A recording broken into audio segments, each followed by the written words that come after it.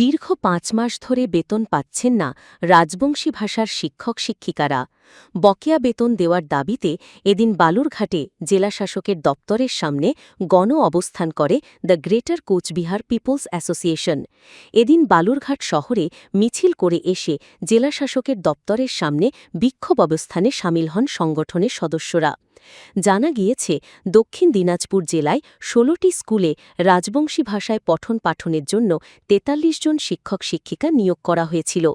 বিক্ষোভকারীদের অভিযোগ, দীর্ঘ সময় ধরে অনিয়মিতভাবে বেতন দেওয়া হলেও বর্তমানে ৫ মাস ধরে বেতন পাননি ওই সমস্ত শিক্ষক-শিক্ষিকারা, যার কারণে আর্থিক সমস্যায় পড়েছে শিক্ষক-শিক্ষিকা সহ তাদের পরিবার-পরিজনরা।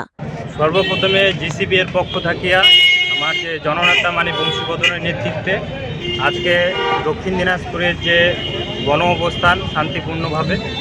তো ব্যাপার হচ্ছে, রাজবংশী মানুষ, সহজ সরল শান্তিপ্রিয় মানুষ। এই দক্ষিণ দিনাজপুর জেলায় যে রাজ্য সরকারের অনুমোদনপ্রাপ্ত যে রাজবংশী ভাষা 16টা অনুমোদিত হয়েছে, তার মধ্যে প্রথম যেটা আমার দাবি, তার মধ্যে যে 4টা স্কুল এখনও পর্যন্ত দীর্ঘ 3 বছর ধরে যে নিয়োগপত্র দেওয়া হয়নি, সেই বিষয় নিয়ে আমরা আজকের এই গণ অবস্থানে হাজির হচ্ছি। দ্বিতীয়ত আমার যে দাবি, সেটা দাবি হলি যে এই যে কর্মরত যারা মাস্টার দিদিমণির ঘর আছে, আমরা বিগত যে 5 মাস ধরিয়া যে তাদের যে প্রাপ্য বেতন যে বকেয়া হয়ে আছে, সেই বকেয়া বেতন যাতে অতি দ্রুত দেওয়া হয়।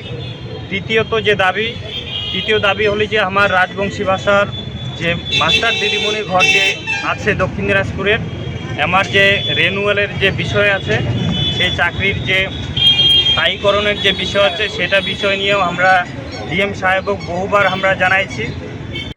আরও জানা গিয়েছে, দক্ষিণ দিনাজপুর জেলায় 16টি রাজবংশী ভাষার স্কুল রয়েছে, তার মধ্যে 4টি স্কুলে রাজবংশী ভাষার শিক্ষক নেই।